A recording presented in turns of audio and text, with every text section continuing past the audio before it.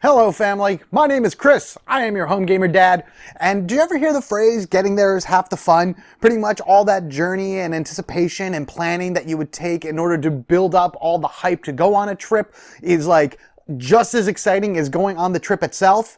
Well, my friends, that is kind of the concept behind the game that I most recently backed on Kickstarter that really interested me and looked really cool. Today I will be talking to you about the reasons why I backed Let's Go to Japan.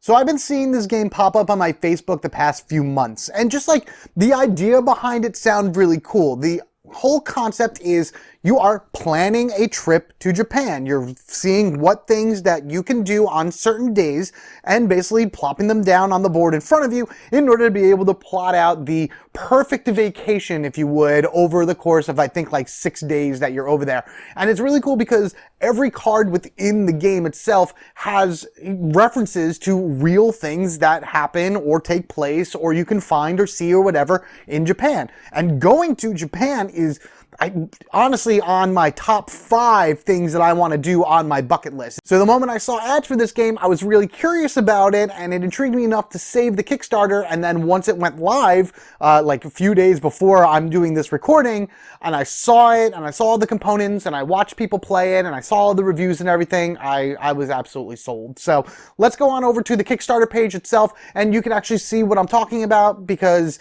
it's just like everything with Japan, you can talk about it as much as you can, but you need to see it to really believe it and appreciate it.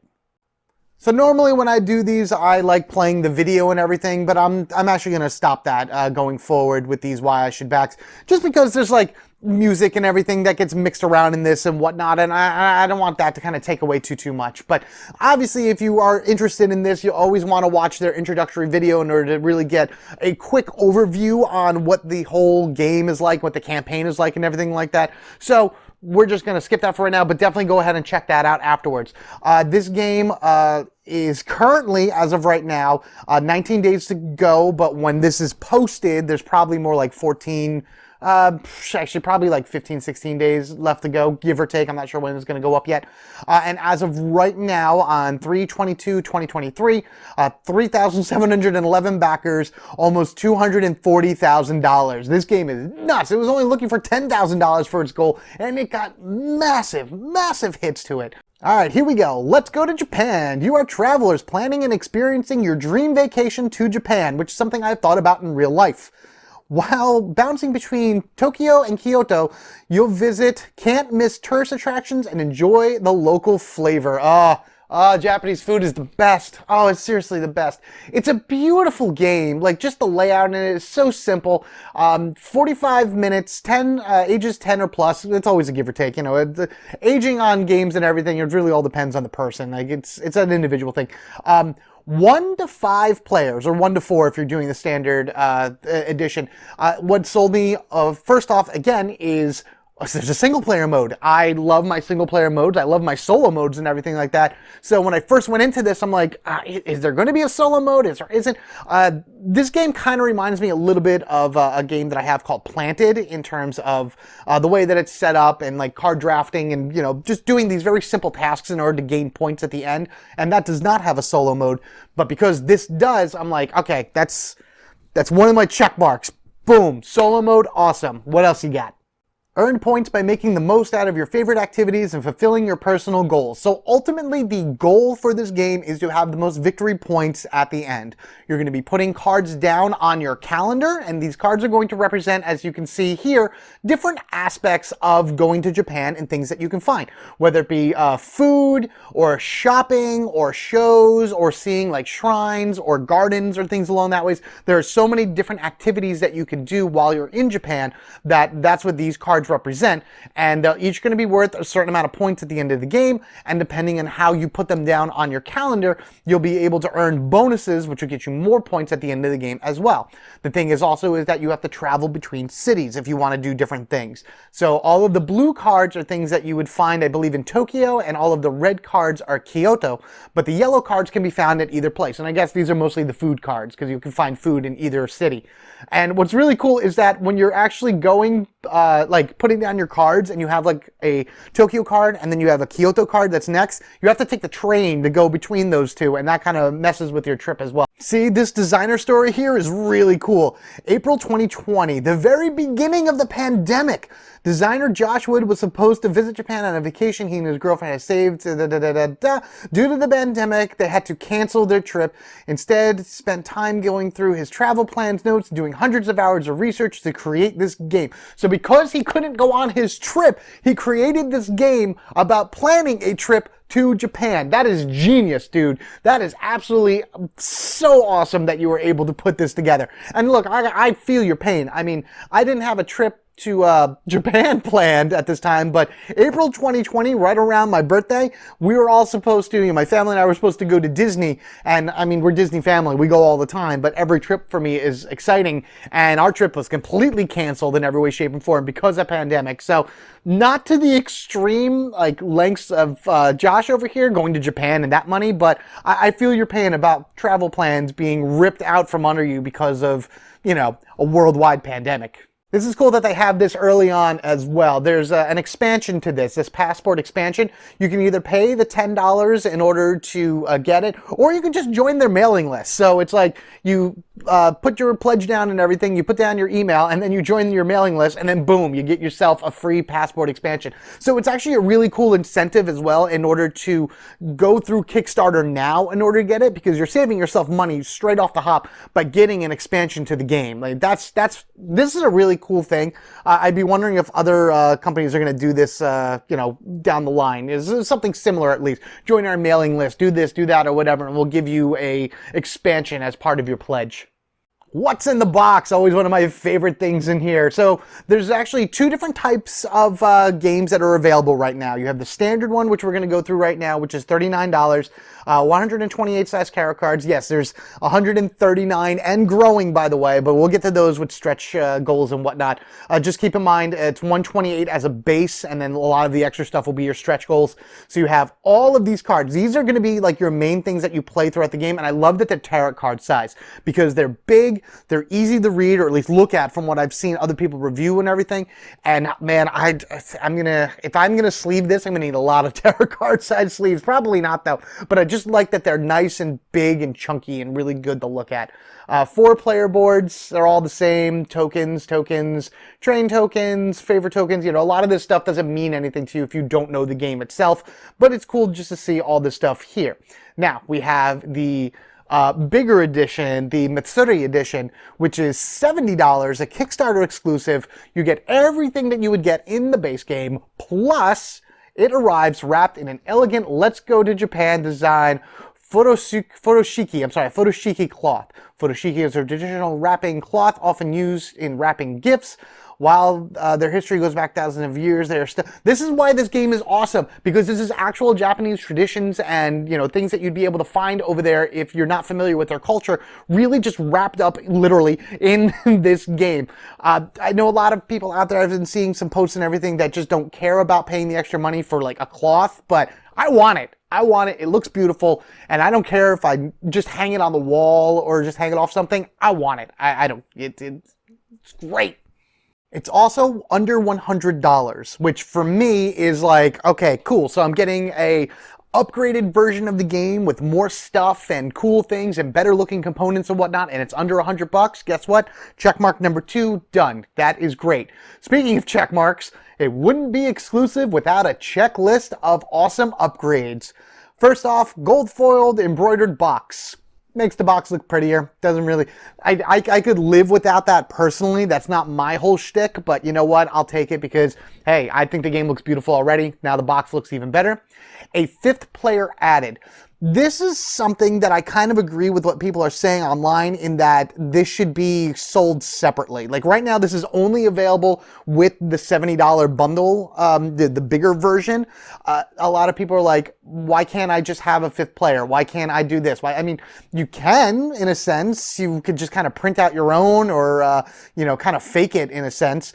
But to have an official 5th player add-on should have really also been maybe its own thing. Maybe make this like a $10 $10 add-on for the standard game if people don't want to buy it otherwise.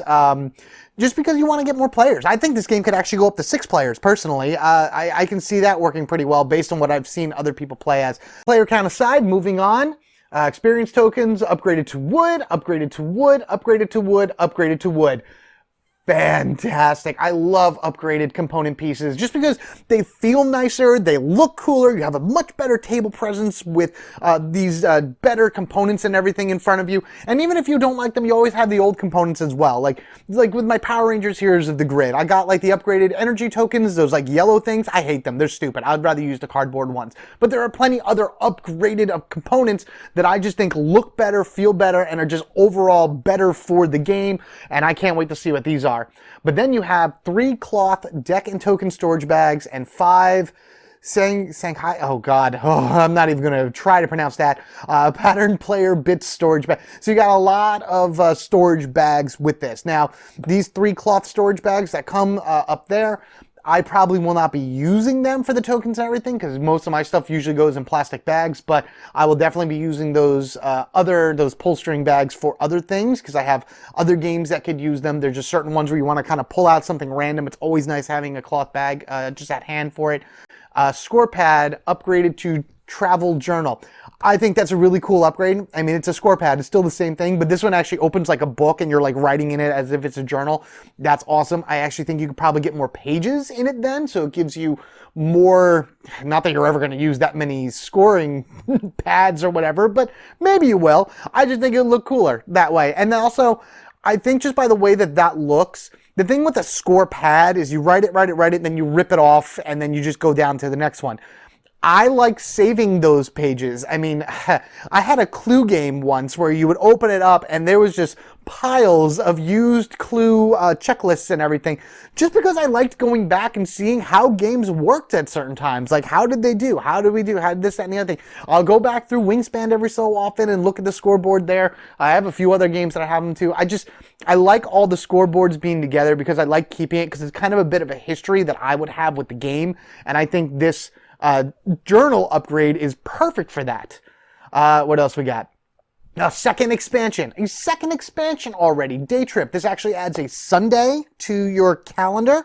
And then from what I've been seeing out there from reviewers and everything, there's never a game that have this expansion. They're like, I would never play without this because it just adds more to the game. It's a cool little extra piece that I'll go over a little bit later, but it's like, why not? Why not have a little bit more in your game to like increase the longevity of it, to increase the strategy of it and everything, and to just make it more fun.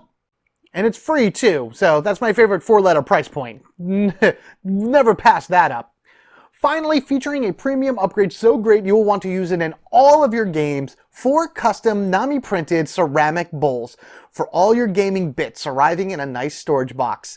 Something like this helps me personally really justify paying for the collector's edition of a game. Now again, it's below $100, so that in its own right is great. And you're getting already some really cool custom pieces, some upgrades already, you know, the additional player, yada, yada, yada. This was something that I thought I had to pay for in addition to whatever it is I was getting already. And I was already like, sure, what do you got? How much is it? You got that? All right, no problem. I didn't realize that this was included in the collector's edition of this game. And that is awesome to me. Yes, they want you to use these, you know, to put your little bits and bobs in, you know, your components and whatnot. I'm looking at this and the first thing I see is I want to display these. I want to put these, you know, so our other people can see them. I want to use them. I like collecting a lot of little bowls, ramekins, ceramic things like that. I don't know why. I just like having all these little bowls and like just seeing where I get them, kind of a memento I get whenever I go to a new place. I'm seeing that I can put like soy sauce in this for when I have my sushi night or whatever. So many different other uses for the bowls outside of just putting components into it. And to me, again, that helps add value to the actual game itself. I'm getting the game and all this extra stuff that I can do a bunch of different things with. And they didn't have to do this. AEG did not have to make this and include this in the game, but they did. And I thank you for it. And I can't wait to get them because I'd love to see them in hand and everything and just be like, wow, that is awesome. Totally worth it.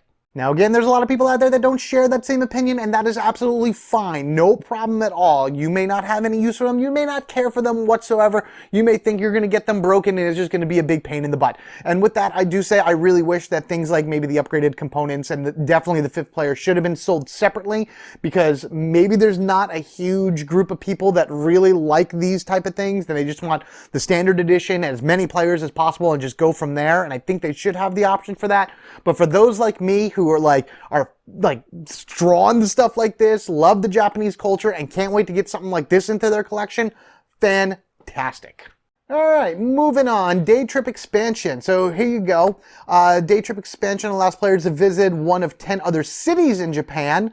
We'll do amazing street food in Osaka, visit the castle of Fukuoka. So that's what that is. So your extra day, your Sunday, as you can see right here, because you're putting on the calendar from Monday to Saturday, your Sunday is just to go visit another city and do stuff there. So there you go. It's a small expansion. You get, looks like 10 unique city cards, some boards and everything like that. So it's not a whole lot, but it does add a lot more to the game because it gives you another day and gives you something else to do and something else to work for as well, which is really cool.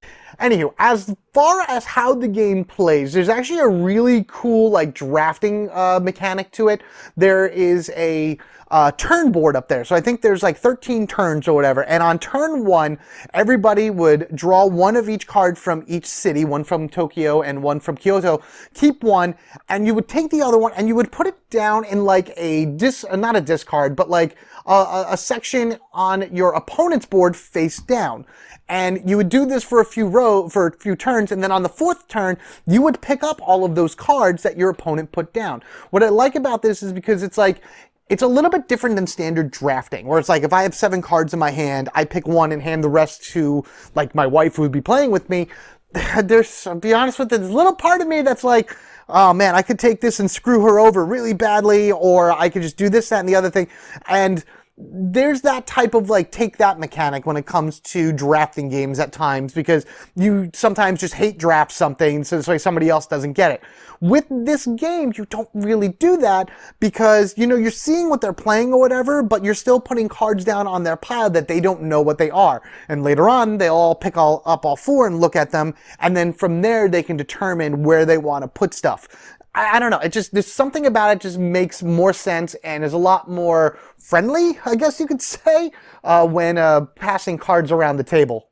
There's so many little GIFs and things moving around in here. It's hard to really understand what you're doing just by looking at a lot of these things. And again, the only reason I know what's going on is because I saw a lot of videos and everything. I like this up here, the mood meter. Depending on what you do, it's right up here. Depending on what you do, your mood will change during your trip. You may see something absolutely amazing, awesome. And so your stress meter, is oh, I feel great, happy, yada, yada. And if you get it all the way to the top, you'll be able to move this over in order to get positive points. But then again, you may go shopping and you're spending so much money and you're oh no, where's my money going? And then you end up getting stressed out in the negative sense, and then you get negative points on your trip. So I like that concept because it kind of is a balance to make sure that you are having a good time. You're having a lot of fun, but vacations can be stressful. So you gotta really kind of balance things out so you're not pulling your hair out, trying to do too much at once, trying to get from point A to point B as fast as possible, spending a jillion dollars, and, just not enjoying yourself while you're on a fantastic vacation. And of course, you can always read the rule book for yourself in order to be able to get a better idea of how it plays if you like reading rule books. I personally am more of a watch the video and learn how to play. I did watch this by AEG, fantastic, and I've seen a bunch of other people play as well. So this helped me again solidify that I absolutely wanted this game. Anyway, next section, stretch goals. Stretch goals are amazing. You had these Daruma dolls, something like that. Traditional figures molded after founder of the Zen tradition of Buddhism. Talismans often used to keep track of goals, henceforth. When purchased, fills in the left eye for a task. When the task is complete, fills in the right. So if you notice, I'm just going to scroll down to the bottom. You'll notice that the one eye is not painted in because we haven't hit the stretch goal yet. And I'm going to say we're going to probably hit another 5, 6 stretch goals. I would say 6 or more stretch goals by the time this is done. And so far, it really is just project funded, of course, and then adding more cards. So more things to do in Tokyo, more things to do in Kyoto, Tokyo, Kyoto, and I'm sure this is going to be Tokyo as well. Though I would like to see a few yellow cards jump in because they run on either side, so that would be cool to see as well. And I'm predicting that's really all these are going to be. I can't see really too much more of stretch goals unless it gets to maybe like 500,000 and then they add a sixth player.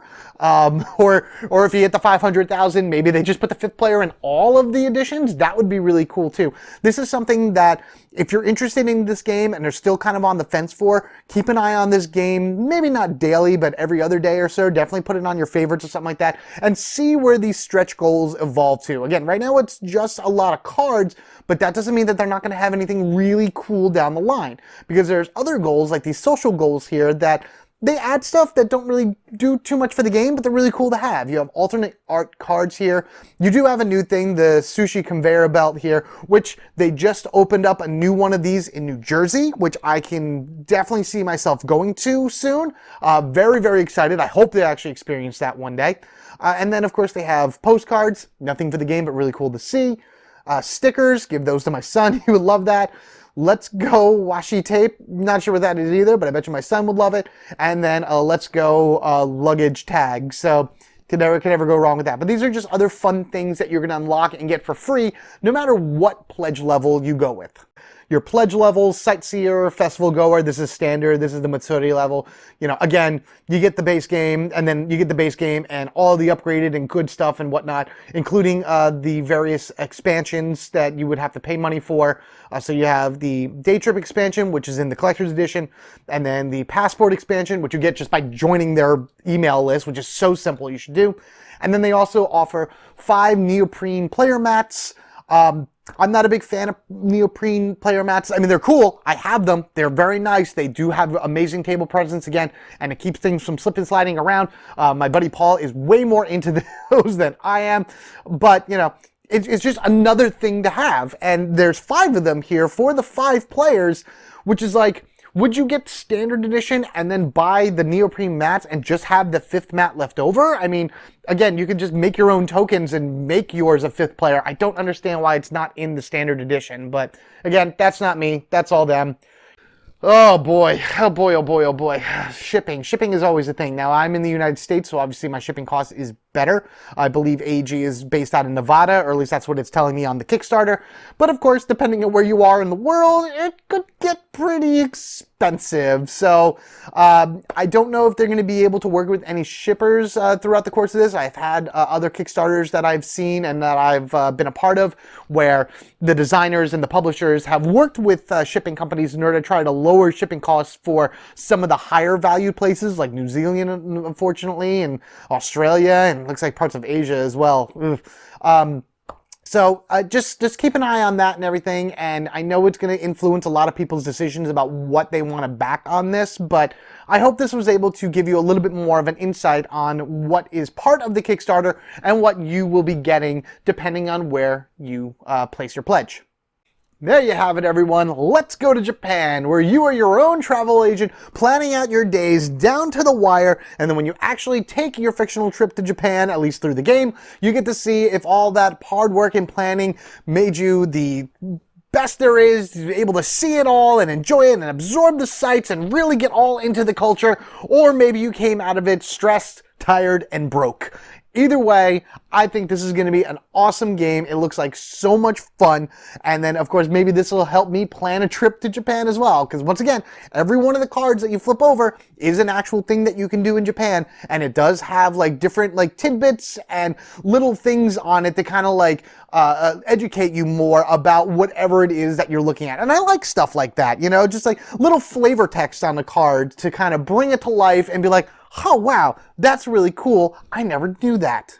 Thank you guys so much for hanging out with me as I talk to you about why I backed Let's Go to Japan. Let me know what you think down in the comment section below. Are you interested in this game? Is this something that you're going to back? Is this something that caught your eye that you're really interested in, that maybe you're going to wait to the end to pledge? Maybe it's something you've already pledged. You know, what would you add to this game? What do you hope to see in this game if you're an avid, you know, somebody that knows a lot about Japan and wants to like hopefully see some of the things that you've experienced on possibly your trips in here or hearing things along them that way. So many different ways that you can put that, and I would like to hear it all down in the comment section below. I look forward to reading them and answering them back. Until then, you guys, take care of yourselves and each other. We are family forever, gaming together. No matter what trip we take, we are always going to be a happy family in the end, even if we hate each other on vacation.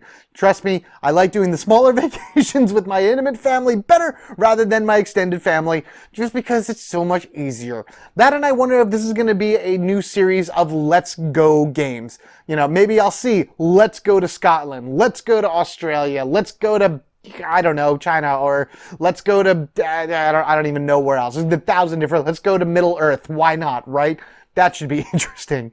Oh boy. Until next time, everyone, you have a good one, and I'll see you in the next one.